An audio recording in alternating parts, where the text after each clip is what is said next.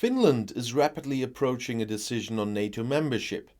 Prime Minister Sanna Marin said during a visit to Stockholm that she did not want to set a timetable but expected that a Finnish decision would be made within weeks, not months. Russia's invasion of Ukraine changed everything. Shortly thereafter, their government submitted a comprehensive security analysis to the Riksdag in Helsinki, which is intended to serve as the basis for parliamentary debate on the NATO question. Parliament is due to deal with it as early as next week. President Sauli Niinistö said that with the presentation of the report, the phase of parliamentary deliberations has now begun.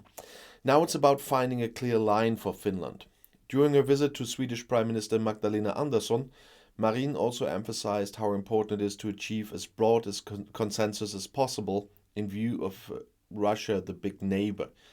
Finland borders Russia with more than 1,300 kilometers, and the two countries also have a centuries-long history.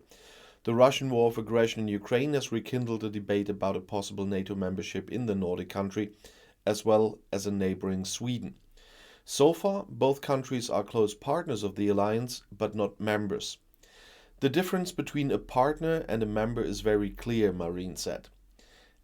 Accessions would have to be approved by all of the current 30 NATO members. Russia has repeatedly warned Finland and Sweden against such a move.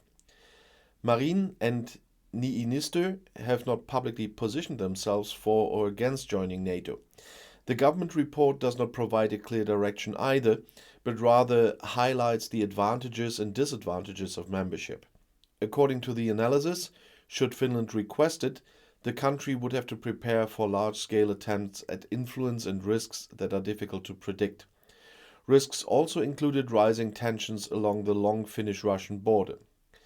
According to the analysis, the most significant effect of a possible NATO membership would be that Finland would slip under the collective defense enshrined in NATO Article 5.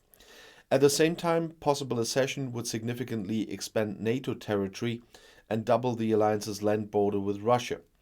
The alliance would also move closer to important Russian areas such as the Kola Peninsula and the metropolis of St. Petersburg. And membership would not oblige Finland to accept the stationing of nuclear weapons, permanent bases or troops. The NATO discussion is already more advanced in Finland than next door in Sweden. There, they are waiting for their own security policy assessment, which is to be published by the end of May. According to information from the newspaper Svenska Dagbladet, the party leadership of Andersson's ruling Social Democrats has already made a decision on the NATO issue. The newspaper reported that Andersson's aim is to submit the corresponding Swedish application at the NATO summit in Madrid at the end of June. In the past, the party has spoken out against NATO membership. The Prime Minister did not confirm the report. They have to analyze the situation as to what is best for Sweden's security and the population, she said, instead of relevant questions. In any case, the Ukraine war has changed a lot, and this is one of the big examples where you can see it. And I'll see you in my next video. Bis gleich.